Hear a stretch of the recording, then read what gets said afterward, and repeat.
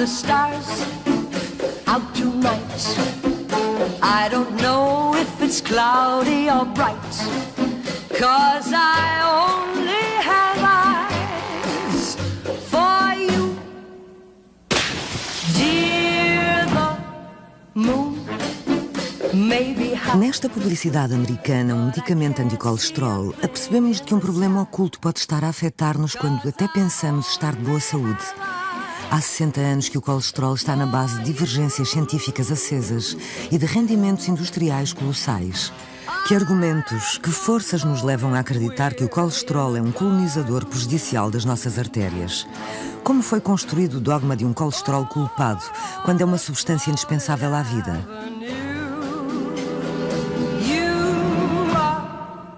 The story we want to tell you today is really sort of a detective story, and it has a complicated plot. The killer is cardiovascular disease, heart failure as some of us call it. The victims or potential victims are you and me. And the detectives are a team of scientists operating at the University of Minnesota. The facts are simple. You know the chief killer of Americans is cardiovascular disease, disorders and degeneration of the heart and blood vessels. Of 10 men, we can expect 5 to get it. In the 1950s, there had been this rising tide of heart attacks, of heart disease. Middle-aged men were having heart attacks in their prime, and there was a real sense of panic in the country. I mean, these are men whose fathers had not had heart attacks. It was a new phenomenon for people. In 1955, President Eisenhower himself had a heart attack and was out of the Oval Office for 10 days. You can imagine the panic of the entire nation. The eyes of the nation and the world were focused on Fitzsimmons Army Hospital in Denver, where Major John Eisenhower and White House Press Secretary James Haggerty arrived during the first hours after word that President Dwight D. Eisenhower had suffered a heart attack. Boston specialist Dr. Paul Dudley White, arriving with Mr. Haggerty, described tissue injury to an anterior heart wall as a moderate attack. And there was a sense of crisis, urgency about finding out what caused heart disease. And there were a number of ideas about it. One was it might be vitamin deficiency, maybe it was auto exhaust. There were a number of ideas, but there was one idea proposed by Ansel Keys, who was a researcher at the University of Minnesota. He was a pathologist, and it was his idea that it was saturated fats that caused heart disease. Saturated fats would cause your total cholesterol to go up, which was the only thing they could measure in those days, and that would clog your arteries and give you a heart attack. It was called the diet heart hypothesis. Here are vital statistics. They show that this problem here in America is the worst in the world. Probably our mode of life and our diet are involved. But the trouble is, we just don't know enough about it. It strikes without warning, but we can't say... When President Eisenhower had a heart attack, Keys came to the fore because this doctor who was flown in to treat Eisenhower immediately put him on a low-fat diet and said it was his diet that had caused the heart attack, not the fact that he smoked like a chimney. No. The source of Keys' idea came from this idea. There's a disease where you get fatty deposits under your skin. They're called xanthomas. And you can see them. People get them on their eyelids, and they have cholesterol in them. And so the idea was that same cholesterol would be inside your arteries, and then they would block your arteries. And it came from this cholesterol. So cholesterol was the first kind of evil demon. Keys provides this hypothesis. People start testing it. Scientists start testing it, but simultaneously, the research community starts talking about it as if it's probably true. It just needs to be confirmed. What they like to say is, we're trying to cross the T's and dot the I's on the evidence. Ansel Keys, em 1958, lançou um estudo com uma extensão inédita em 7 países. Grécia, Jugoslávia, Itália, Holanda, Finlândia, Estados Unidos e Japão. No âmago das observações estava a ligação estatística entre a alimentação, nomeadamente as gorduras, o nível de colesterol e o risco cardiovascular das populações. a step test for exercise in a village in central Serbia where the men had never ridden a bicycle, so we had to use a step test instead of a bicycle ergometer. This is a preparation of the diets that we collected. This is Margaret Keyes, who set up the cholesterol laboratories for these pilot studies. We examined about 12,000 men in 14 areas of 7 countries. And we had people calling in from Finland saying that there are more heart attacks there than anywhere in the world. And you had Japanese visitors who said, come see us. So that combination of circumstances. After that, after you choose the variation in the variables you're going to study, it's entirely where you get cooperation, where you have the chance of getting in the community.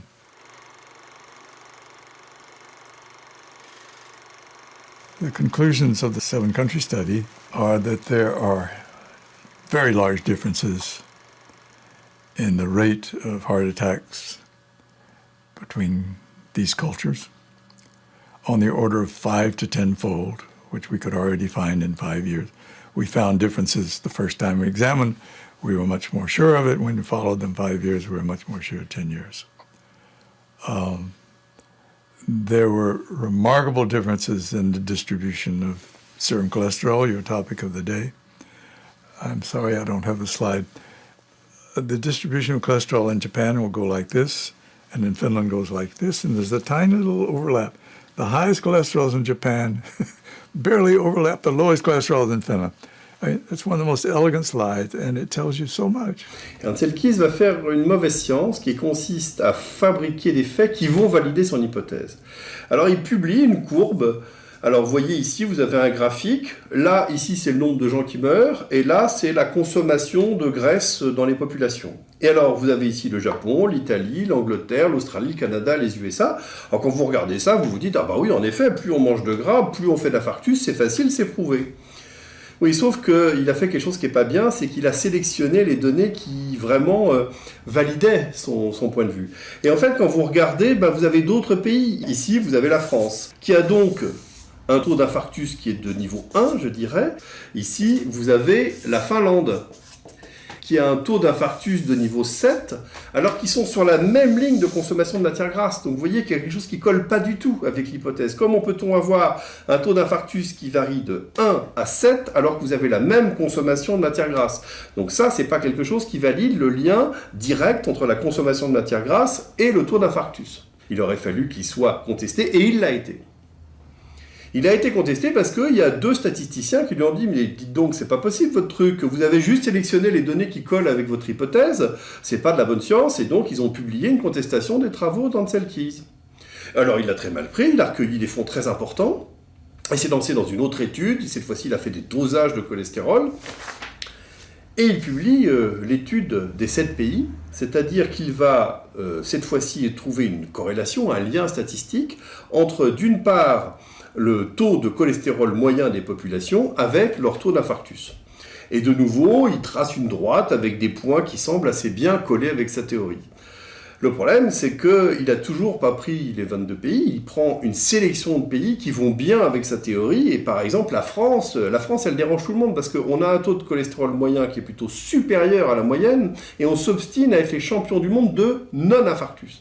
Et donc, par exemple, il n'apprend pas. Et donc, on est toujours dans cette manipulation des données, c'est-à-dire qu'on n'essaye pas de valider une hypothèse, on essaye de prouver que l'hypothèse est bonne en manipulant la réalité. Et ça, c'est très mal, et ça va embarquer l'Europe, les pays occidentaux, dans une guerre contre le cholestérol qui aura des implications énormes et qui n'est finalement pas fondée sur des choses solides.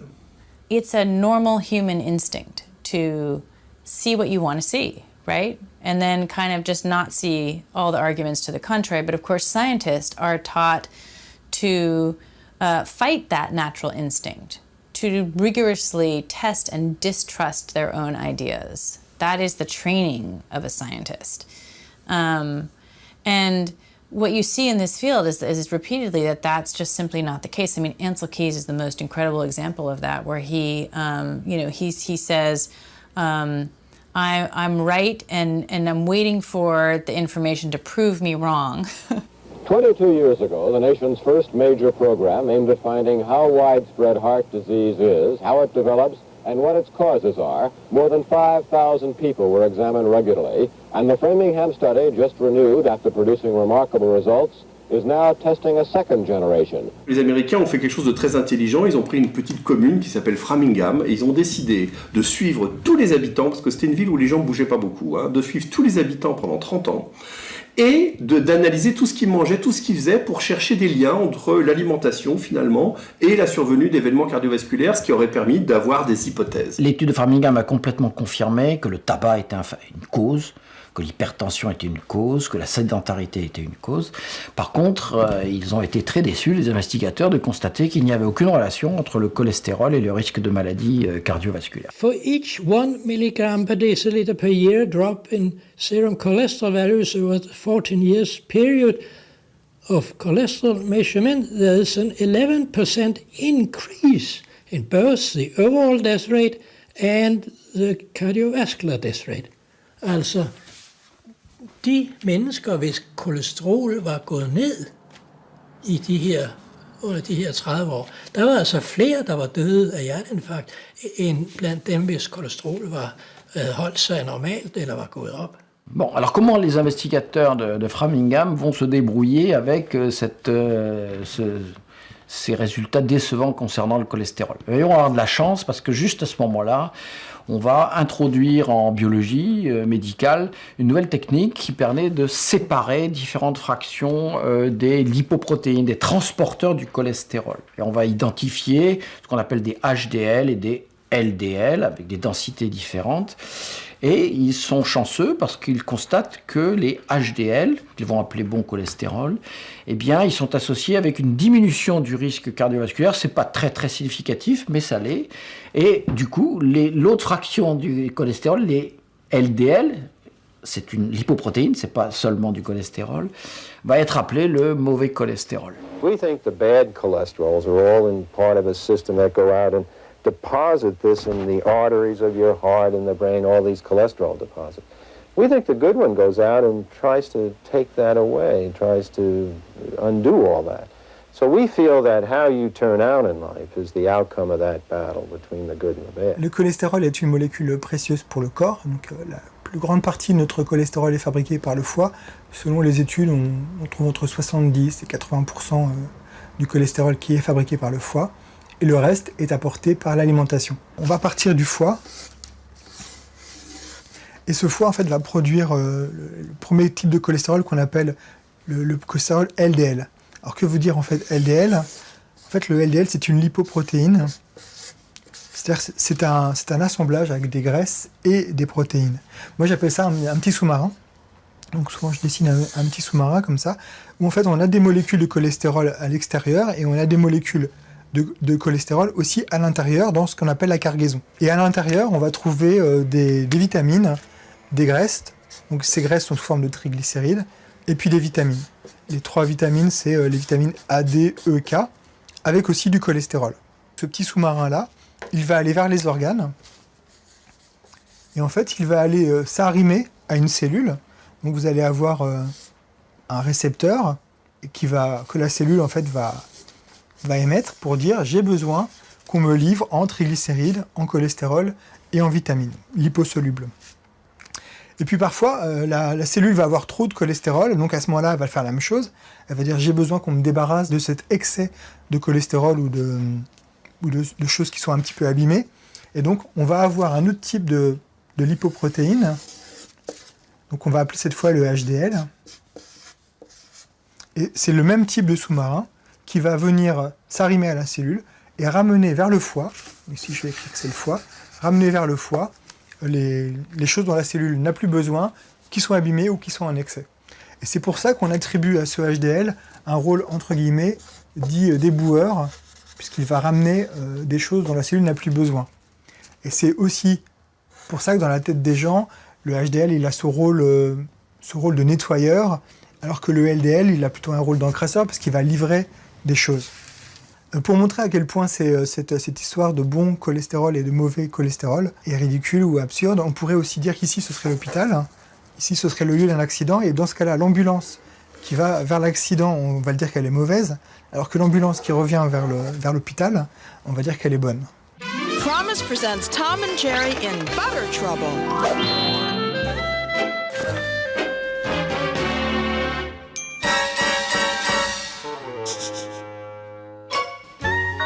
Promise Buttery Light has 85% less saturated fat and no cholesterol.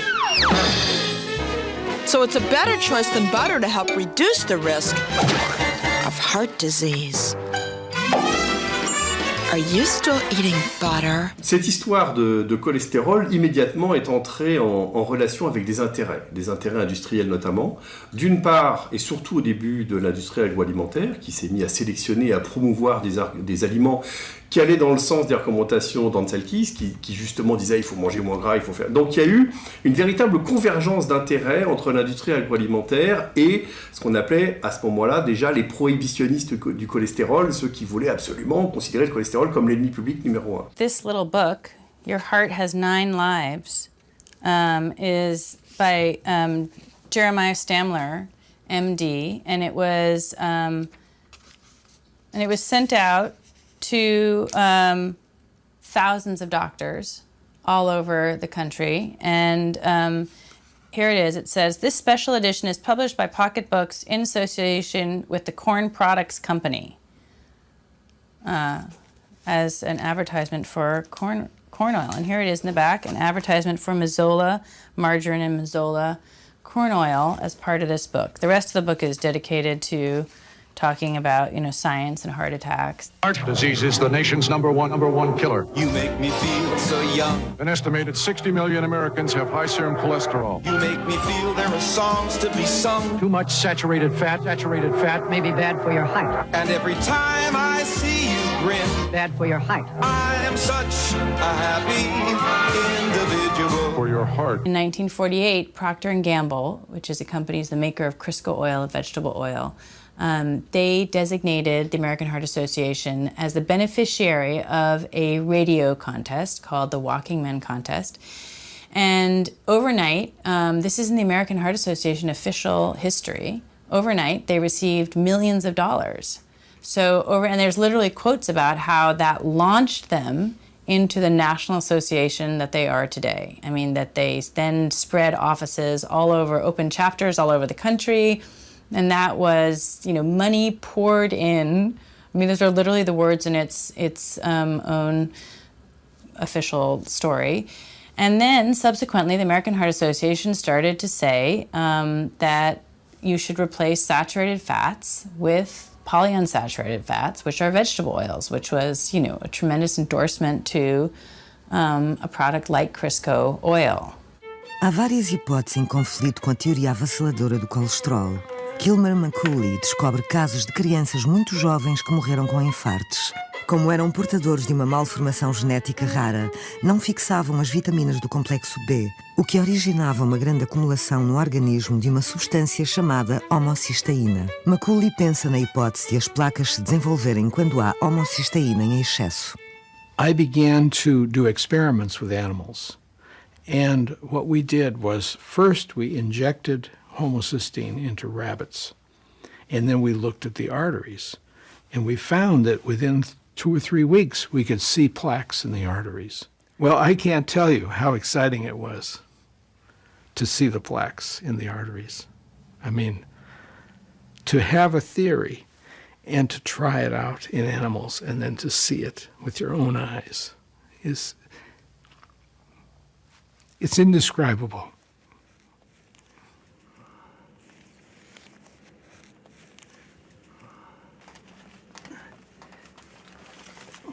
When I published my first article in 1969 about this observation in children with homocystinuria, I was amazed that I received over 400 reprint requests, and I was very careful what I said.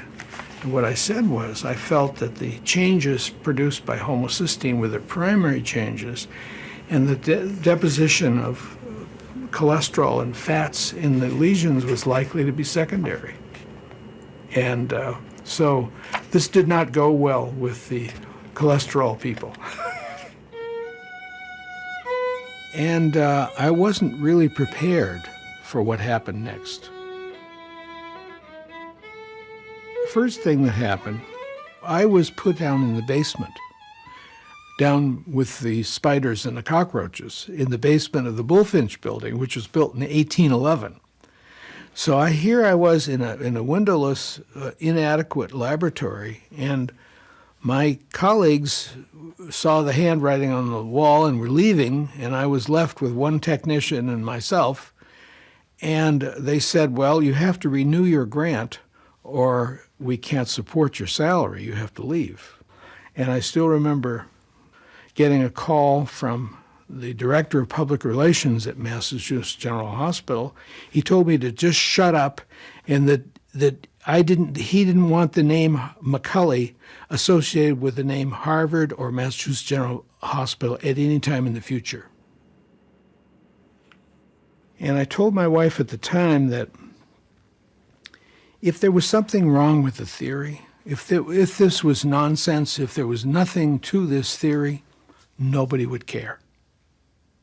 The only reason that people cared was there was a threat to somebody or there was some important factors that I didn't understand that was causing this blackballing that happened to me.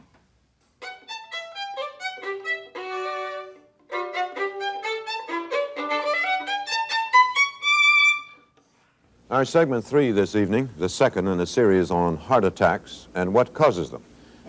The Japanese have a low heart attack rate. Their diet contains little animal fat or cholesterol. Americans get many more heart attacks, and they eat much more cholesterol. Such comparisons first convinced many doctors that Americans should change their eating habits.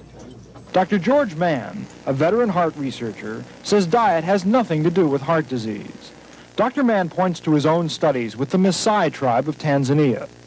Dr. Mann thinks part of the reason is that the Maasai get a lot of exercise. The reason that there is no evidence on the exercise issue is because we've spent our money and our time and our people belaboring this ailing diet heart hypothesis. George Mann would go, you could go to Kenya and study the warrior class of the Maasai that lived primarily on milk and blood and meat from the cattle they herded, and this was an extraordinarily high saturated fat diet, and they didn't seem to get heart disease. They had high cholesterol. They didn't seem to get heart disease. He was bitter about his experiences. I mean, one of his stories, which doesn't surprise me because I've heard this same story from in some form or another, from other researchers, was that he was in NIH, and the NIH, where he had been a researcher, prestigious position, and a secretary called him out into the hall and said, Dr. Mann, if you continue your opposition to Ansel Keys, it's going to cost you your research grant. And shortly after, it did. Mes chers auditeurs, en ce moment, le peloton monte vers le col ayant ce maillot jaune, je ne le vois pas, il se perd dans le brouillard, ce n'est pas possible. Ah, le voilà. Mais que se passe-t-il? Il a l'air de payer aujourd'hui ses efforts d'hier. Oh, il n'en peut plus. Voilà qu'il s'arrête. Va-t-il abandonner? Un spectateur vient l'encourager, mais quoi, il veut le nourrir, inutile, il n'a pas faim. Ah, du sucre. Bonne idée, ça. Investigadores aperceberam-se que a introdução do açúcar na alimentação de povos indígenas gerou problemas cardíacos que eram desconhecidos até então. Christian Kearns acaba de descobrir documentos confidenciais internos da indústria do açúcar que provam que esta indústria financiou investigações desde os anos 60 para desviar a atenção do açúcar e tornar o colesterol o único responsável das doenças cardíacas. John Yudkin was a British physiologist who became very concerned about the connections between sugar consumption and heart disease. And he really became a spokesperson that gained attention in the media, that gained the public's attention about the potential dangers of sugar and heart disease. So in 1964, the sugar industry became really concerned about the evidence that was emerging linking sugar to heart disease. So John Hickson, who was the Sugar Research Foundation's vice president of research, commented that there were flowing reports from laboratories such as Yudkin's linking sugar to heart disease, and that they needed to come up with a plan of action.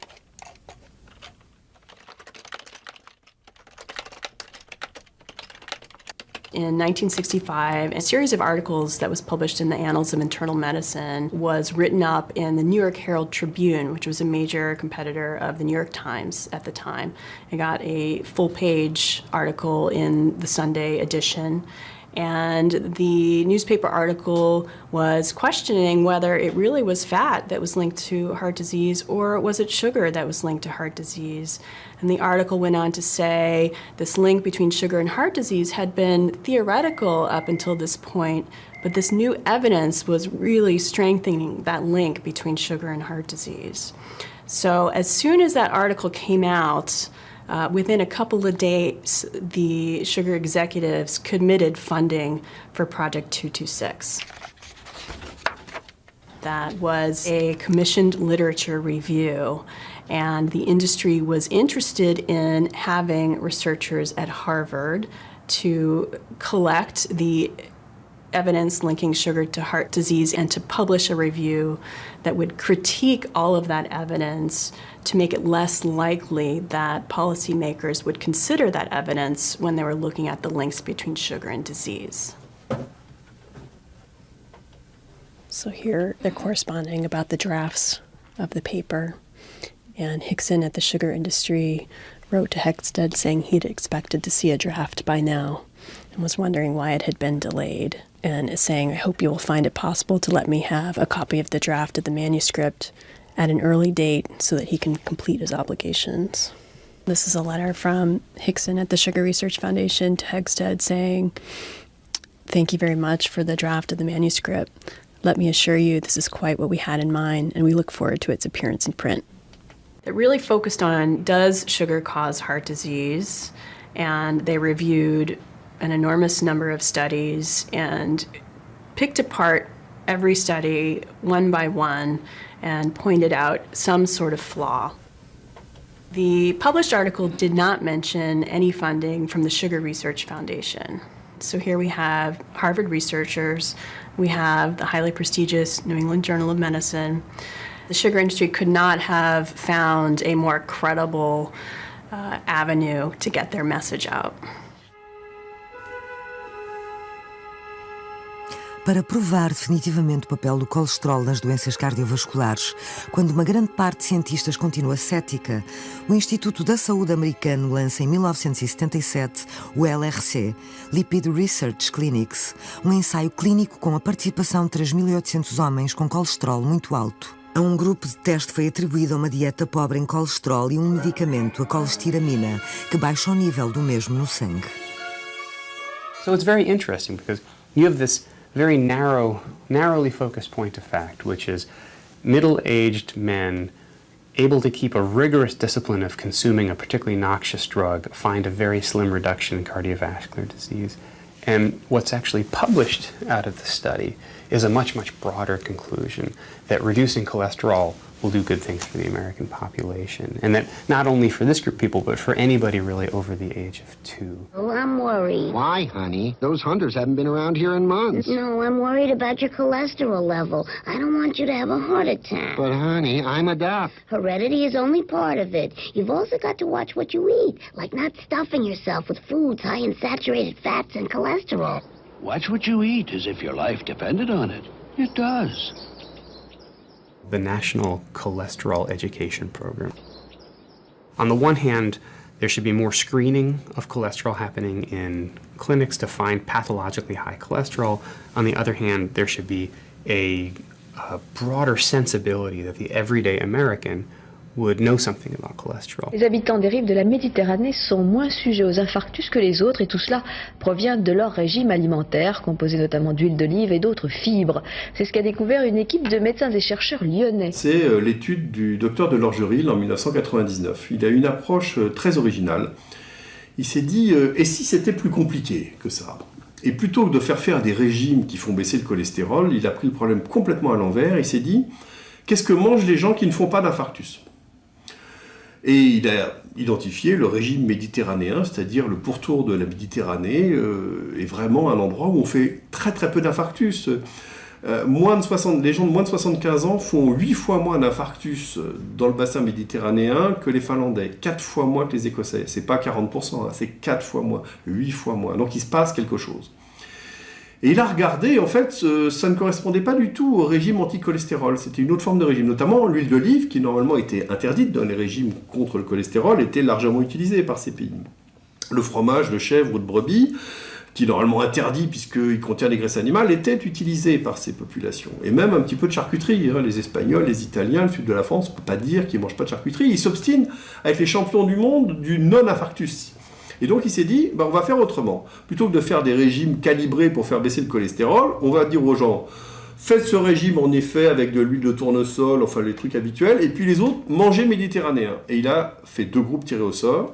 Il a obtenu un résultat extraordinaire, c'est-à-dire qu'il y a eu 50% d'infarctus en moins dans le groupe régime méditerranéen par rapport au groupe régime traditionnel. On était dans de la prévention secondaire, hein, c'est des gens qui avaient déjà fait un infarctus. Probablement, c'est cette association d'apport en huile d'olive, en huile de colza et aussi en antioxydants naturels apportés par les fruits, les légumes, le vin rouge aussi, qui probablement a protégé nos patients. Donc quand même, on a entre 50 et 70% de réduction du risque. Bien, là vous avez deux réactions, on va dire, dans la communauté médicale et scientifique.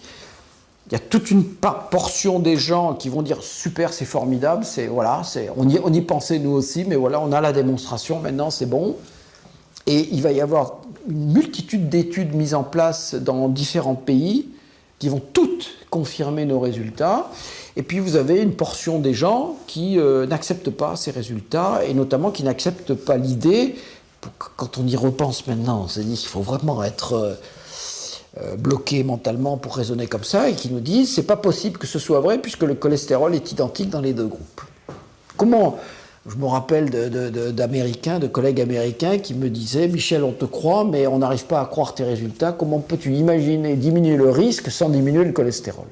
Bonjour, je m'appelle Paul, je suis délégué AstraZeneca et comme vous tous dans la salle, je présente Crestor. C'était le 5 mg et la libération de la prescription.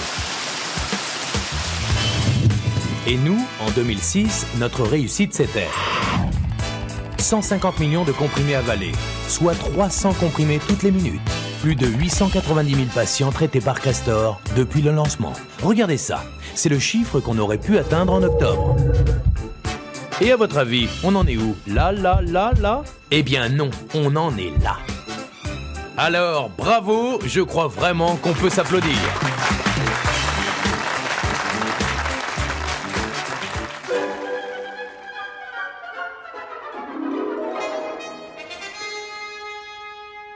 Em 1980, investigador japonês descobre uma substância que faz baixar o nível de LDL, o chamado mau colesterol.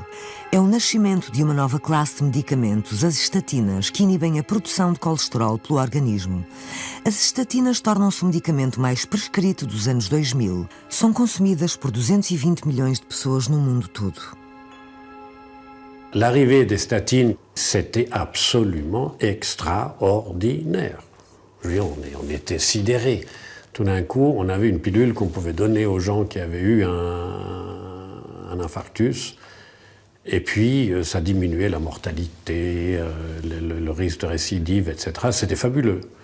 Et ça, on a acheté ça d'emblée. L'étude Woscope a été faite chez des Écossais à haut risque, hein, hypertendus, gros fumeurs, des gens qui avaient un très fort taux d'infarctus. Et on leur a fait prendre un médicament qui s'appelle la pravastatine, et tiré au sort en 2 groupes. Le premier prenait la pravastatine, l'autre prenait un placebo. On a comparé les morts par cardiovasculaire. Et on a eu 30% de diminution de mortalité cardiovasculaire. C'est la première fois qu'on obtenait ça, où on a vraiment eu un effet net et significatif. Et dans le même temps, l'autre étude, qu'on appelle l'étude 4S, a été faite avec la simvastatine, qu'on appelait Zocor sous son nom de marque, et qui a été donnée à des gens qui avaient déjà fait un infarctus. Et en 2 groupes, pareil, tiré au sort, la moitié de médicament, l'autre moitié un placebo, 30% de récidive d'infarctus en moins dans le groupe qui prenait la simvastatine par rapport au groupe qui prenait le placebo. Donc, les cholestérosceptiques dont j'étais ont été terrassés par ça, si vous voulez. Il n'y avait rien à dire, quoi. C'était échec et mat. Moi, par exemple, en tant que médecin, je les prescrivais, y compris dans ma famille. Je ne pouvais pas intellectuellement remettre en question des essais cliniques publiés dans des grandes revues internationales.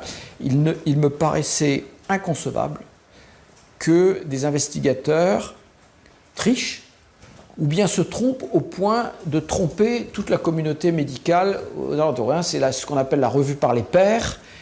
En principe, si c'est publié dans une grande revue, ça a été vérifié par des gens compétents et donc on est, c'était ma façon de voir les choses, obligé d'y croire. So with 85% of our clinical trials commercially funded, and now 97% of the most influential clinical trials commercially funded, what we find is that the odds are more than 5 times greater that commercially funded trials will conclude that the sponsor's drug is the treatment of choice compared to non-commercially funded trials of exactly the same drugs.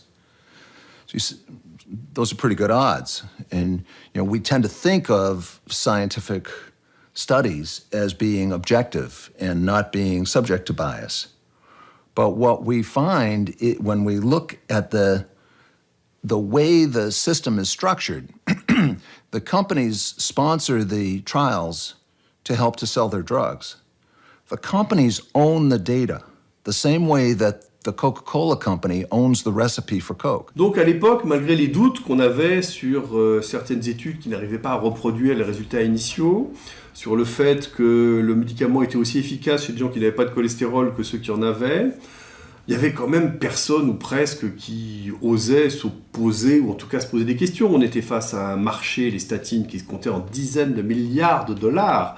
Donc quelqu'un qui émettait un doute sur les statines dans un congrès médical, un cardiologue, il avait peu de chances d'être réinvité, si vous voulez. Donc c'était vraiment, il fallait être suicidaire pour aller critiquer les statines. Et puis il n'y avait pas beaucoup d'éléments scientifiques non plus, puisqu'on avait eu ces résultats quelques années avant qui marchaient. On était face à un fléau mondial. Et donc c'était des statines pour tout le monde. La jeune fille sous pilule dont le cholestérol augmente, la petite dame de 85 ans qui avait un petit peu de cholestérol. Enfin c'était vraiment l'open bar pour les statines partout, quoi. Et au grand bonheur des sociétés savantes qui avaient des partenariats, des médecins qui, du coup, pensaient faire leur devoir en prescrivant un médicament qui allait protéger leurs patients, et aux patients qui eux-mêmes étaient demandeurs parce on leur avait appris à se préoccuper de leur cholestérol. Tout le monde disait, docteur, vous mettez bien le cholestérol dans mes analyses, parce que les gens voulaient connaître leur taux de cholestérol, et c'était pas facile à l'époque d'émettre un doute sur l'intérêt du médicament. Em 2004 rebenta escândalo com anti-inflamatório, o Vioxx, responsável por 30 mil mortes nos Estados Unidos. A Justiça divulga que o laboratório tinha conhecimento dos efeitos potencialmente mortais do seu medicamento e que conscientemente os escondeu. On est au milieu des années 2000 où tout d'un coup on se rend compte que l'industrie pharmaceutique et les investigateurs travaillant pour elle peuvent raconter des histoires. Et ça a été une terrible surprise. Oui, ils pouvaient exagérer les effets bénéfiques des médicaments et cacher les effets toxiques. Alors on avait déjà des doutes, mais à ce moment-là, on s'est dit, oulala, il faut retourner voir les études anciennes. Et puis le deuxième phénomène qui s'est passé, et qui est très très important, c'est que les autorités sanitaires ont imposé de nouvelles réglementations pour les essais cliniques. Ça a concerné donc toutes les études avec les statines qui sont publiées, conduites après ce scandale du Vioxx, donc à partir de 2005-2006, jusqu'à maintenant d'ailleurs. On s'est rendu compte qu'il y avait un problème avec les essais qui avaient été conduits avant le scandale 2005-2006. Donc il y a eu un double mouvement. D'une part, on s'est rendu compte qu'on pouvait être trompé. Et d'autre part, à partir de ce moment-là, tous les essais cliniques avec les statines se sont avérés négatifs. C'est-à-dire qu'ils ne montraient plus aucun bénéfice. Nem as dúvidas sobre os primeiros estudos sobre as estatinas, nem a impossibilidade de reproduzir os resultados positivos conseguem travar a obsessão anti-colesterol e o dogma impõe-se. Quanto mais baixo for o nível, melhor. Quand je me suis installé, en 1985, comme cardiologue, le taux normal était autour de 3 grammes par litre. Et puis, depuis que je suis installé, ce taux a baissé tranquillement et il est maintenant en dessous de 2. Ce qui, naturellement, fournit de plus en plus de gens qui sont à soi-disant cholestérol élevé. Et puis, on a introduit un deuxième élément qui était qu'il fallait en particulier traiter les gens qui sont à risque élevé. Now medical information comes along that says you may need to get that bad cholesterol even lower. Now what do? Well, if your doctor says aim lower, ask about Crestor. Crestor, along with diet, can lower bad cholesterol by up to 52%. And in the cholesterol guidelines, the last major revision was in 2001. In the American cholesterol guidelines, 9 out of 14 of the experts who were on the panel that set the standards had financial ties to the drug companies. Now, this is very important because the 2001 guidelines almost tripled the number of Americans for whom statin therapy was recommended. The number went from 13 million to 36 million. And most of the 23 million people for whom statins became recommended based on those guidelines did not yet have heart disease. Now, it's an odd paradox, right? I'd like to take a moment to think about these terms we use when we talk about normal and pathological, right? If something's pathological, there's clearly a disease there. And this is easy when you're dealing with something like cholera or tuberculosis, or like characteristic lesions or complexes or germs that can be grown. It's harder when you're dealing with this continuum of some degree of fatty plaques being on pretty much every adults inside of their blood vessels by the time they're over the age of 40. Alors, ce qui est très important de comprendre dans l'athérosclérose, c'est-à-dire les lésions qui se forment dans les artères, c'est que, en fait, ce sont des plaques. Et si on image une artère comme un tuyau, une plaque se développe de manière localisée dans le contexte d'une artère qui est normale. Et à un endroit déterminé, eh bien, une sténose se développe. En général, c'est asymétrique, c'est un petit peu comme ça que ça se passe. Et donc, vous avez là une difficulté pour le sang de passer à travers un rétrécissement qui est une plaque d'athérosclérose. Alors maintenant, si on fait une coupe dans ce sens-là, comme ça, et ici, c'est la lumière de l'artère, là. Alors le sang arrive à passer là parce qu'il y a une forte pression, mais si c'est sténosé, c'est parce que cette plaque d'athérosclérose ici, elle est formée de tissus très durs, comme du bois. Chez certains patients, il y a des dépôts de calcium le long de la lumière de l'artère. On a un autre processus de calcification. Ce sont comme des épines qui peuvent entraîner une rupture et provoquer ce qu'on appelle un thrombus à l'intérieur de la plaque. Et il peut progresser, ce thrombus, et aboutir à une obstruction totale de la lumière de l'artère. Et ça, c'est l'infarctus. Et avec le temps, il y a certaines vieilles plaques d'athérosclérose qu'on voit surtout chez les gens à l'autopsie, évidemment, quand ils sont âgés. On a des cristaux de cholestérol ici. Et paradoxalement, alors que ces dépôts de cholestérol sont la conséquence d'une dégradation de la plaque d'athérosclérose, certains ont voulu en faire la cause. Il y a une chose aussi qu'on oublie souvent, c'est que le cholestérol, c'est pas du poison qui circule dans les artères. Le cholestérol, c'est une graisse fondamentale pour la fabrication de nos cellules. On ne peut pas vivre sans cholestérol. Sans cholestérol, on meurt. Donc, le but, c'est pas de faire baisser le cholestérol comme on ferait baisser de l'arsenic ou du cyanure dans le sang, si vous voulez. C'est un produit ou une famille de produits qui ont des rôles métaboliques très précieux. Et donc, quand on touche à ces équilibres, quand on déplace quelque chose pour essayer de protéger le cœur, on peut très bien altérer d'autres chaînes métaboliques fondamentales, que ce soit dans le domaine du cancer, des maladies auto-immunes, de plein de domaines. Et donc, il y a un risque majeur à chaque fois de déshabiller Pierre pour habiller Paul et de se retrouver à avoir baissé le taux de cholestérol, voire peut-être parfois améliorer les maladies cardiovasculaires et augmenter d'autres maladies. Il faut qu'on m'explique, après 2 millions d'années d'évolution de l'être humain, pourquoi est-ce qu'il y aurait un mauvais cholestérol et un bon cholestérol? Je veux dire, ça veut dire quoi? Ça veut strictement rien dire. Les deux cholestérols, s'ils sont sécrétés par le foie depuis 2 millions d'années, c'est qu'on a besoin des deux. Maintenant, deuxième chose, qu'est-ce qui fait que ça monte et que ça descend, ces différentes choses? Si je prends le HDL, ce qu'on appelle le bon cholestérol, ce qui le fait monter, c'est l'activité physique. Et c'est clair que l'activité physique pendant les dernières 10 000 années était très élevée chez tous les hommes, et ils avaient un HDL certainement plutôt élevé. Mais ce n'est pas le HDL élevé qui est protecteur, c'est l'activité physique qui fait qu'on tombe moins malade. Le LDL, c'est exactement la même chose, mais dans le sens contraire. C'est que, simplement, on consomme moins de LDL quand on est sédentaire, par exemple, donc il s'élève un petit peu.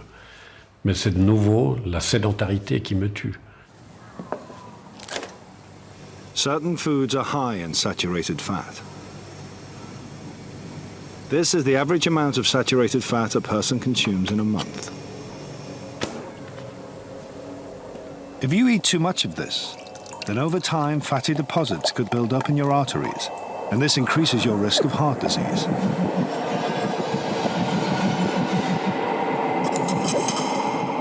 If saturated fat can clog this pipe, imagine what it's doing to yours. Maintenant, on a des techniques d'imagerie extrêmement sophistiquées qui permettent de mesurer la quantité de calcium qu'il y a dans les artères. On fait même des scores calciques, et il y a des investigateurs qui disent que c'est un bien meilleur prédicteur de l'accident cardiovasculaire que le cholestérol. Alors je vous le donne en mille, quels sont les facteurs associés avec un score calcique élevé? Premièrement, le diabète. Deuxièmement, l'insuffisance rénale, ou la tendance à l'insuffisance rénale. Troisièmement, avoir un cholestérol bas, spontanément. Quatrièmement, prendre des statines. Alors là, vous avez sous les yeux, si je puis dire, un truc qui est épouvantable pour les défenseur des statines.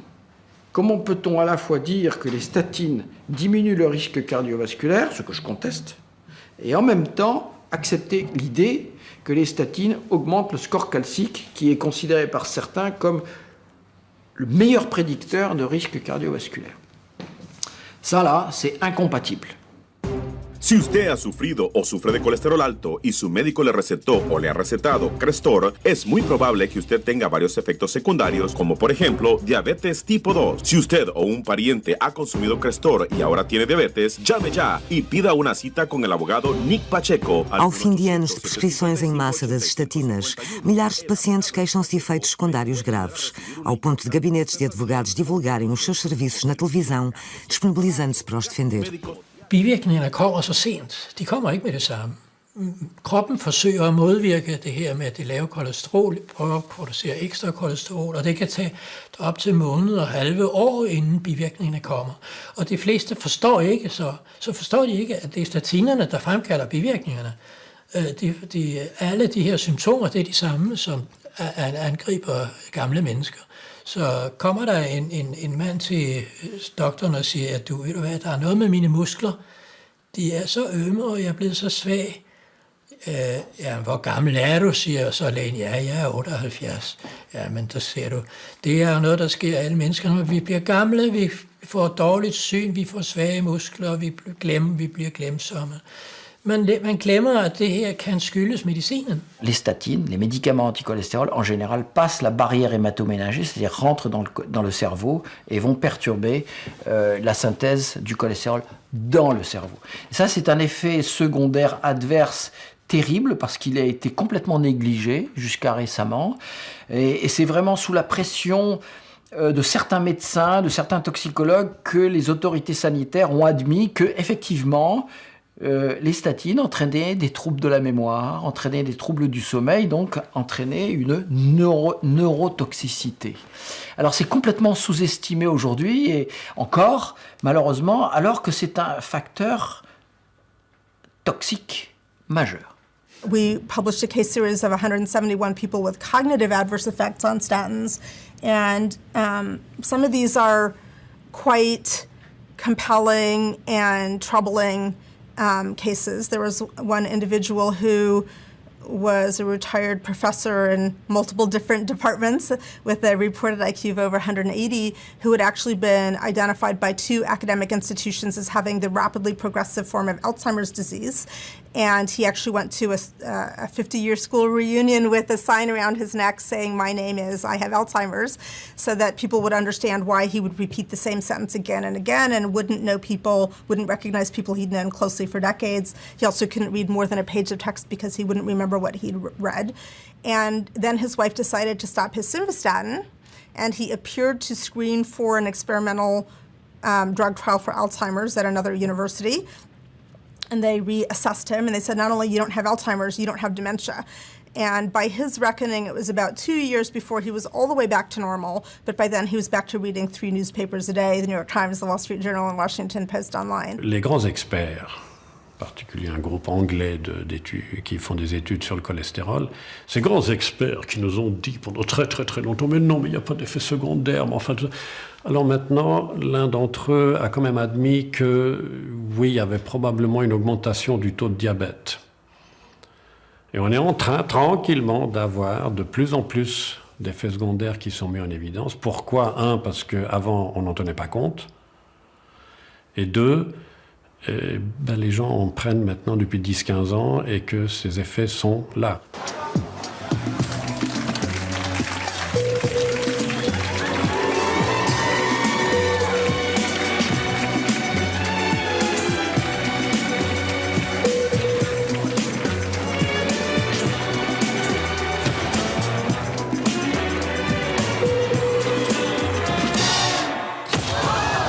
Sur ce graphique, qui est extrait d'un article publié en 2004 dans le British Medical Journal, donc un journal tout à fait sérieux.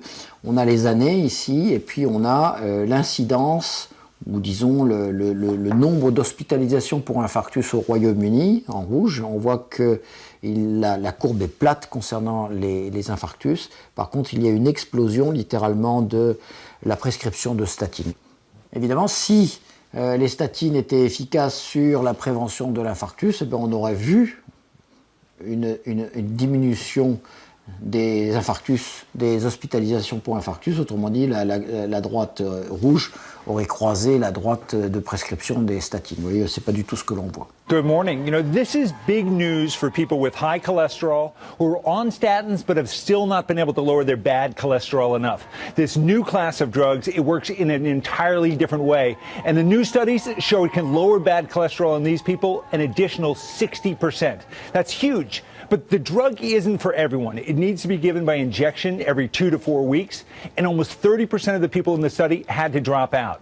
Bigger studies are being done now to determine whether these drugs truly reduce the risk of heart attack and stroke, which is really what we're after, and whether they're safe. However, we've been talking to cardiologists all weekend. They're very excited about these drugs, and the FDA is expected to rule on an application for approval later this year.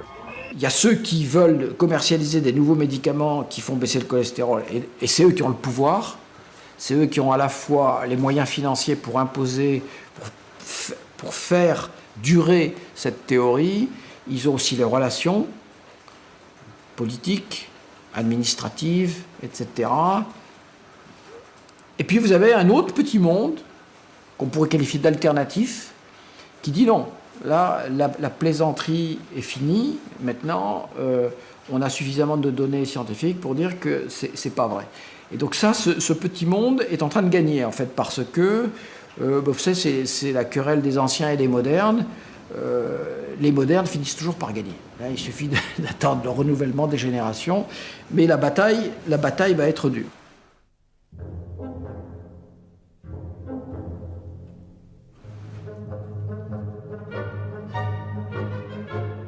Do you know your number? What number? Your cholesterol number. I do. I had them tested for Nightline. They're on my website. No. Don't have a clue.